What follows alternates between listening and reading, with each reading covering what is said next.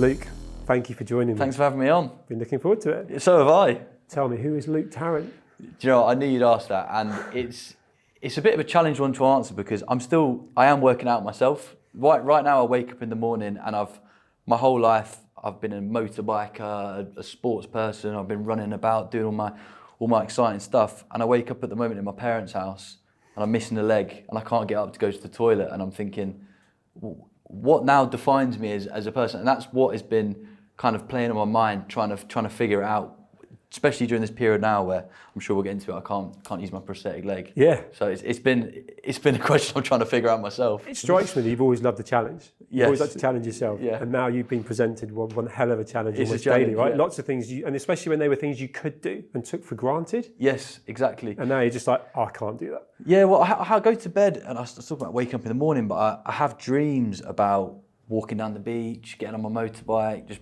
doing really normal things, which I would do every single day. And then I wake up and I'm in this weird reality where I'm having conversations like this with you. People are interested in my story, but crucially, I am missing a leg. And Yeah. it's just trying to wrap my head around what all of that actually means. And the mad thing for me, think about this in advance of this conversation, was this time last year, you were running around. You were doing all sorts. So it's Yeah. not like this is a whole, you got used to it, you've marinated in it, you've worked it all out. It's literally like, there must be so many things that keep coming at you that I can't do that anymore. Yeah. But what strikes me as well is there's no feeling sorry for yourself. And you're just always facing forward. And if there's an obstacle that you physically can't get past, you go round it, or you change direction. And have I summed that up? Is that what you're doing? Yeah, I mean, even on the way here, like we got to Holborn around the corner, and I was trying to get up to the platform, and there was no lift. And then my mum's like, "Oh no, we're gonna have to go to a new station." Before she even finished what she's saying, I'm up on my crutches trying to hobble with one leg onto the escalator, which just kind of sounds easier than it actually is. Because if you slip at all, you're down the stairs, Yeah. which I have done. So it is a daily grind, just trying to get through. So you're seeing life totally differently, right? Yeah. This time last year, we're filming, you're running up the escalators, Yeah. and you're grabbing something to eat on the way and so on. Whereas there was even a contemplation you might have had to change stations to then have had to wheelchaired all the way here kind of thing. That's a whole... To find a lift. Especially with someone that in a nicest way was clearly very competent, probably competitive with yourself and doing lots and headbutting the horizon with life, right? Yeah. Have you still got that mindset? Because it feels to me like you're having to navigate some tough things right now and new stuff, but there's a part of you that's like, once I work this out and along the way, I'm going again. People say to me, do you think you've changed throughout this whole process? Do you think it's shifted your mindset at all? I don't think it's shifted my mindset. I think it's almost amplified it to the point where my entire life I've wanted to just, I'd say my life mantra is to just have an interest in life and just squeeze the most out of it. And I've kind of got to this point now where I could have died, I could have had no more interesting things to do, and I want to truthfully just get the most out of what I've got left, because I also am now aware, and it's kind of a weird thing to say, but of my own mortality, because I can see how easy it is to die, and I don't want that to be interpreted in a depressing way, because it's the opposite. I've kind of like realised I've got this second chance at life, and I want to just go out and... How old are you now? Just turned 29. So the people I've met in my life, many of whom I've interviewed on Extraordinary Stories, they're the most alive because they've experienced near death. Yeah. And that could be a cancer scare, that could be a traumatic accident. And so you just saying that, and you can see it and you can feel it, and you're actually demonstrating that in how you're living. Yeah. Are there any fundamental differences that you are now doing and appreciating that this time again last year you weren't? Because the reason why I'm asking is it feels like you had a really good attitude to life anyway. Yeah. You were travelling around on a motorbike, taking in life and having cool experiences. Yeah. And probably bungee jumping and all that sort of stuff. So it's not like you were sat at home and then going, I need to live. But you appreciate it a lot more now, right? Is that what you're saying? More than appreciating it, I think it's before, when something went wrong, I would think, oh, that's a shame that's gone wrong. But through this process, I've realised there's a really good parable. I'm not gonna butcher it on this show now, but it's essentially about when things go wrong, you go, maybe it's not. Like maybe this is actually a good thing, or there's going to be something that comes of this that's positive. Like I said, we would never be having this conversation if I hadn't lost my leg. That's a fact. Find my motorbiking was interesting enough to me. People didn't really care about it. At the time, I probably had about 1,000 followers on Instagram, and I thought I was doing the coolest thing in the world. Now this has happened, my life's suddenly more interesting to a lot of people, and there are positive things that have come out of it. And not only just for me, I feel kind of strange even saying this, but I do get a lot of people coming up to me and saying, I've seen what's happened to you and the way you've dealt with your situation, and it's helped me through X, Y, Z. And I'm like, well, maybe it was a positive thing. Yeah, there's a purpose there, right? There's a purpose. You've actually got a mission. It's not just about you anymore, because you have built a massive tribe of followers, of which I'm one of them now. Yeah. And countless people I've been talking to, knowing I'm going to meet you and look forward to meeting you, let alone film with you. And then they're all messaging me, this guy's awesome. This guy. It's a relatability. It's and we talked about this a minute ago, actually. It's the fact that by building that authenticity on social media, where it's often where people go to show off, show the best of themselves. You put a video out on your stories last night on the pillow saying, I kind of messed up today and I've done a load of videos. And I was just like, and this is my good night message from you, if you like, before I'm putting it tomorrow. And I'm like, he's just real. That's the thing. You're just real. Do you think that's what's captured people's, kind of, that's why they're following you, right? I think social media, I've always perceived it in a bad way. For me, social media is somewhere people go to show everyone how amazing their holiday is, how amazing their life is. They're not putting honest updates about what's keeping them up at night. Why would you? The whole point of social media normally is to show off the good parts of your life. And I'm trying to use my platform now to be like, look, I've had a really bad day. And I'm honest about it. I'll say, the last video I put up, I made it last night and posted it yesterday, was I'm just frustrated about sitting in a wheelchair at the moment. And it's not, hey, look at me, I'm doing this amazing trip, or I've bought this car. It's just me, and I'm trying to be honest about it. And to be honest, I actually forget there's people on the other end until someone comes up and says, oh, I can't believe you did that thing. And I'm like, how do you, oh yeah, wait, fine, you've seen it on Instagram. I forget there's people on the other side of it. And I'm just... So it's almost therapy for yourself. I use it as like a journal almost, a sort of open journal. Feels like that actually, watching you. Yeah. That's really cool you say that. And I reckon that's a big piece that's missing people. I'm going to just do that again.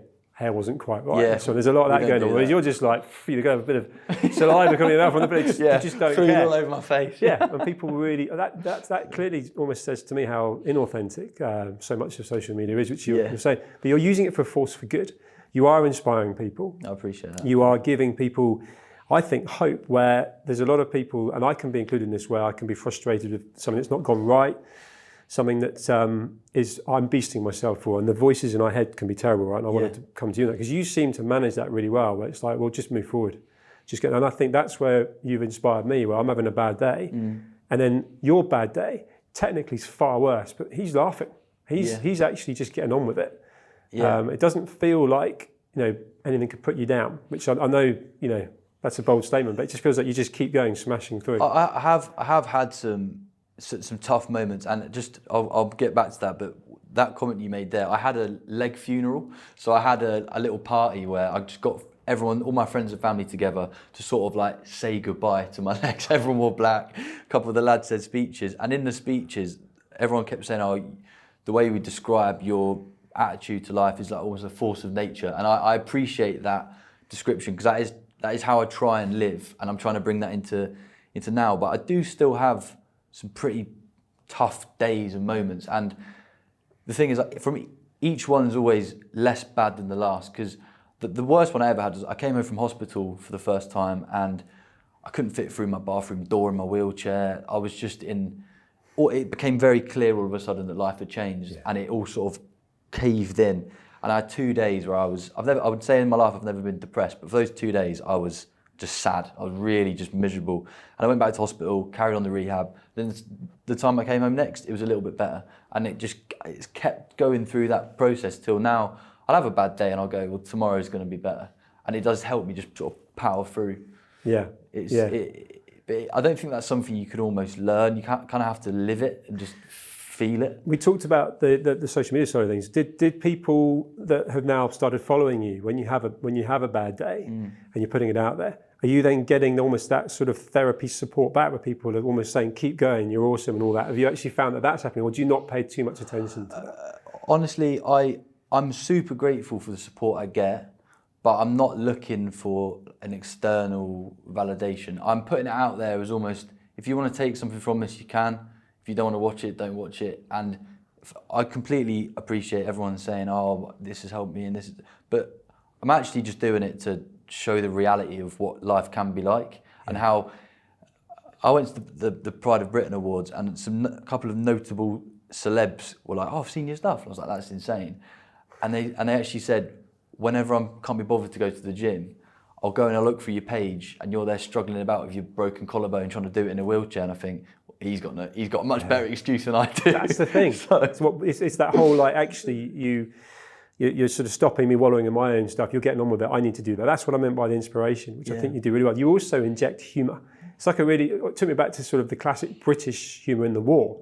A lot of people say the British won the war because of the humour, right? The humour. You lost your leg in a motorcycle accident, and you haven't gone all kind of taboo about it. You're out there kind of waving it around, saying, "Hey, look, I'm doing the best I can," and making humour out of it.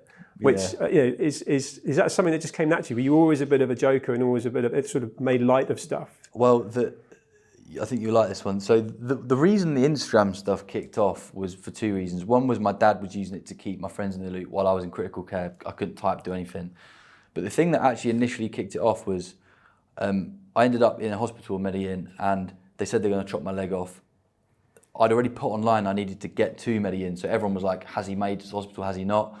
They cut my leg off, and obviously I looked into my phone a few hours later, and I had all of my mates, all of my friends, my family, everyone was asking, like, "Are you okay? Are you okay?"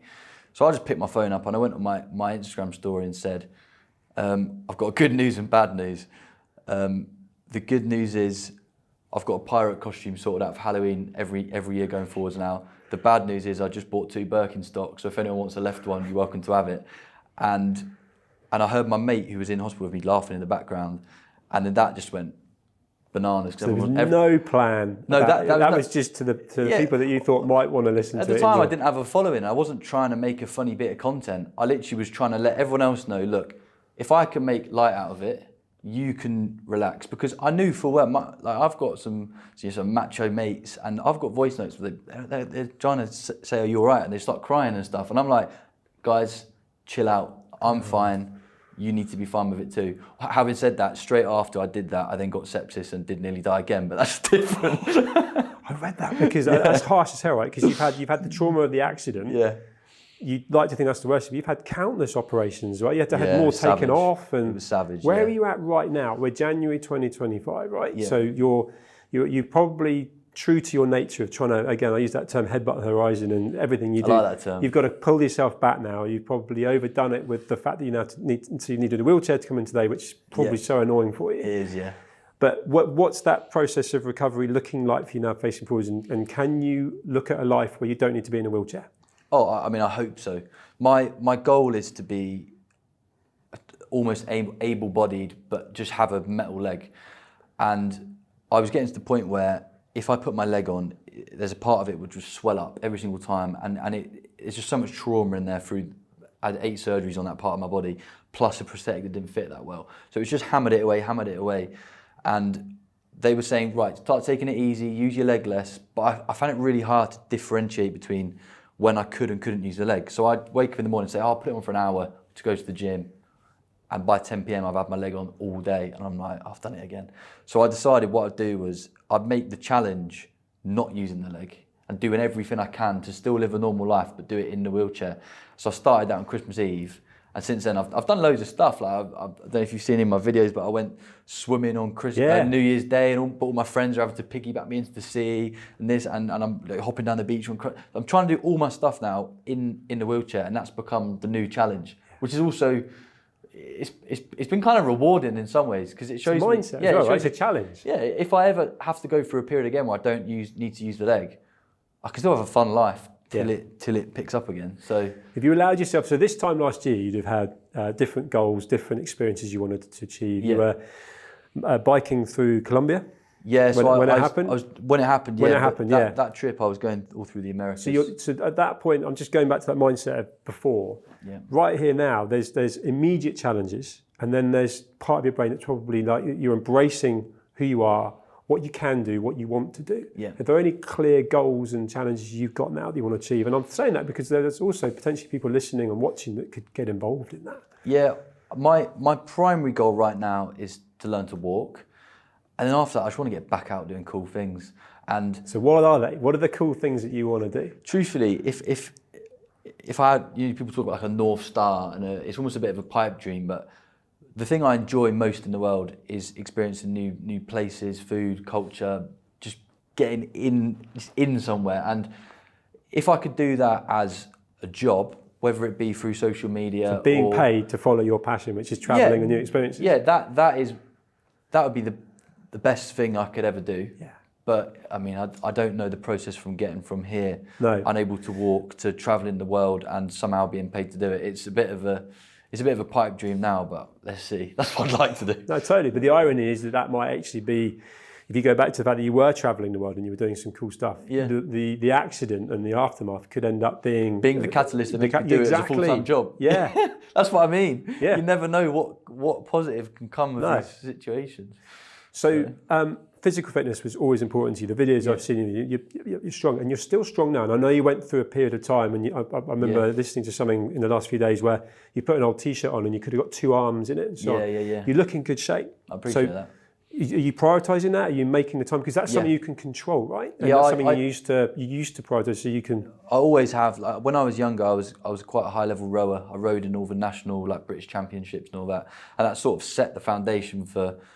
I'd use that as a crutch. It's almost a bit ironic saying that now, but a crutch to keep myself going through the days. I'd have that bit of exercise at the end of the day, and then the hardest part for me of the whole hospital thing was just being laid down all day. So the moment I could, I was in hospital, and my collarbone is still broken. It was very broken then, and they just said like, rest up, whatever. And I said, is it going to make it worse if I go to the gym? They said, no, it'll just hurt. So that day I got my dad to wheel me from the hospital, got the gown off into my gym kit, down to the local gym, and just started working out again, and I haven't stopped since.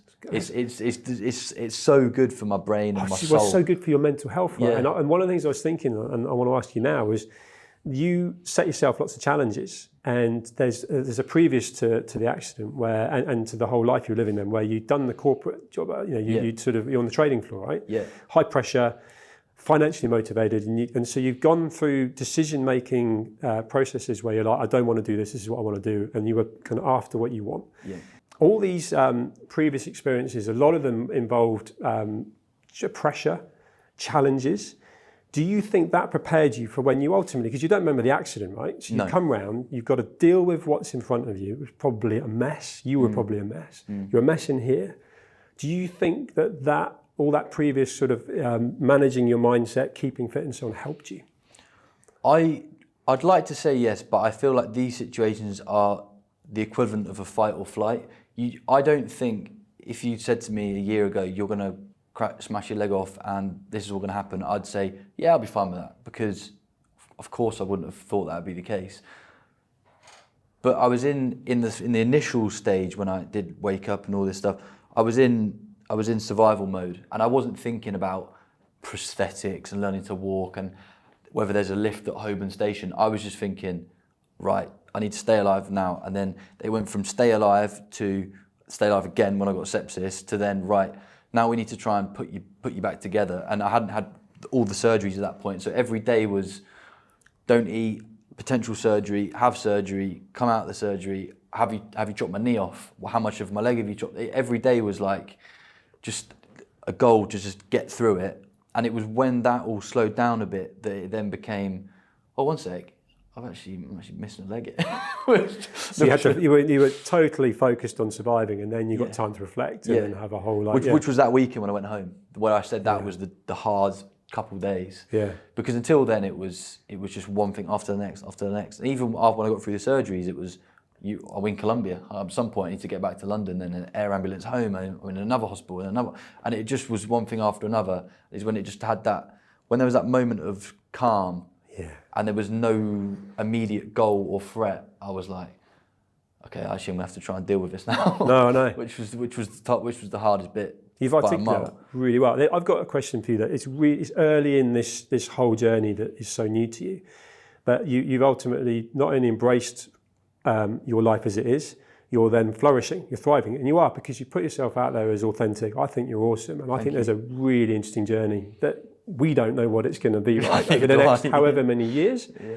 But if I stopped right now and said, okay, all of this is relevant, current right now, but I can take you back to the morning of the day you're on the bike, and we change the outcome so that it doesn't happen, would you go back to that?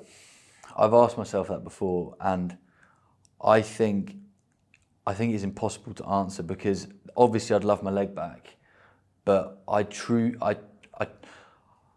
know it sounds a bit spiritual to say, but I always believed that my life would take me on a certain journey, and it's really hard to put it into words, but this is the journey I was put on and the journey I'm meant to be on.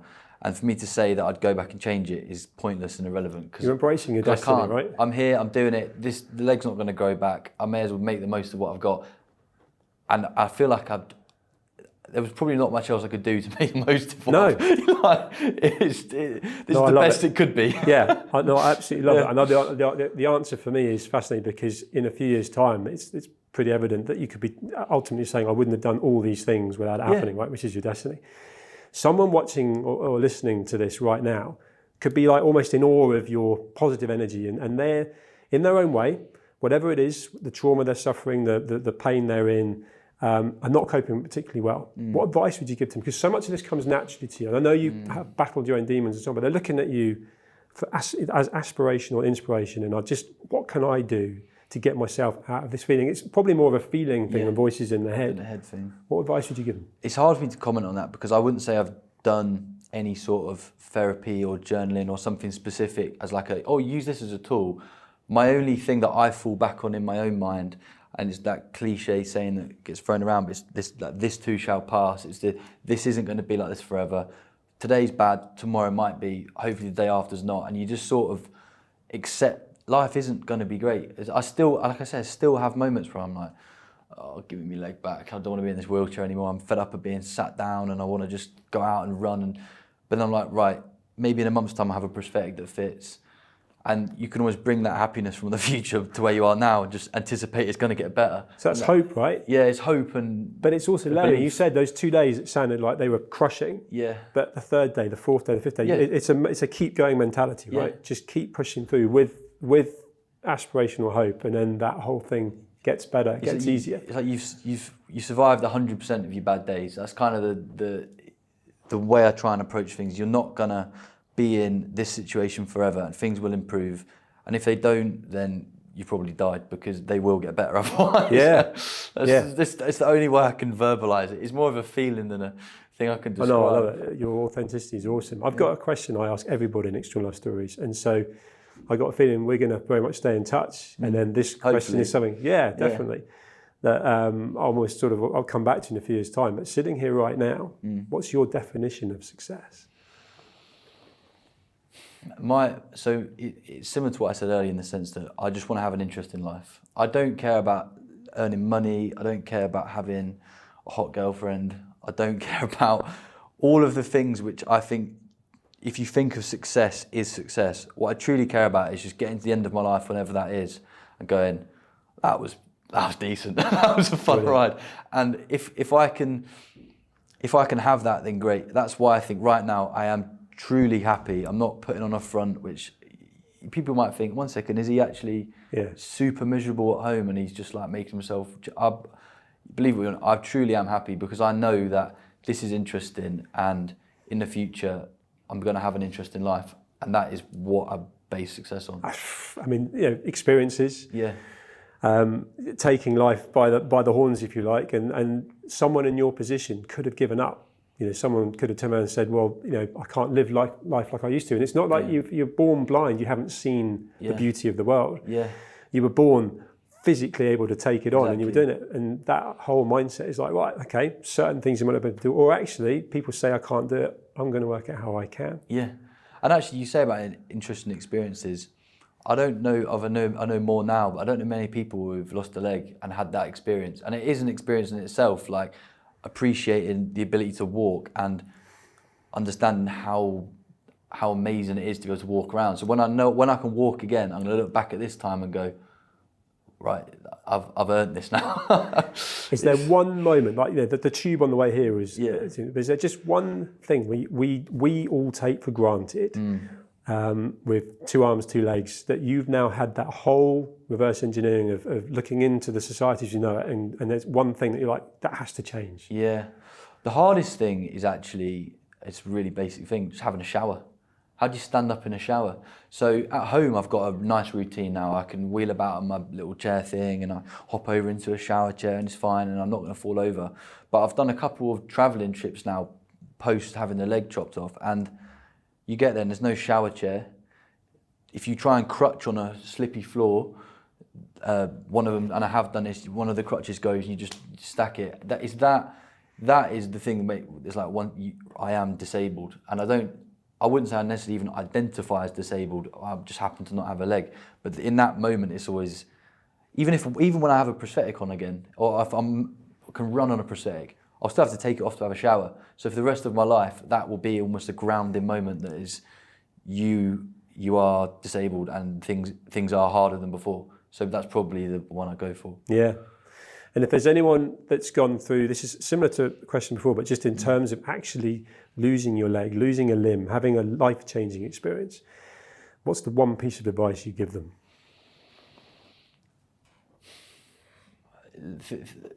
You're still going to have a good life. Do you know a guy called Ed Jackson? He's one of my good friends now. He was a professional rugby player. He played for Wasps in England, and he dived headfirst into a swimming pool. And they told him he'd never walk again. Yeah, they told him he'd never walk again.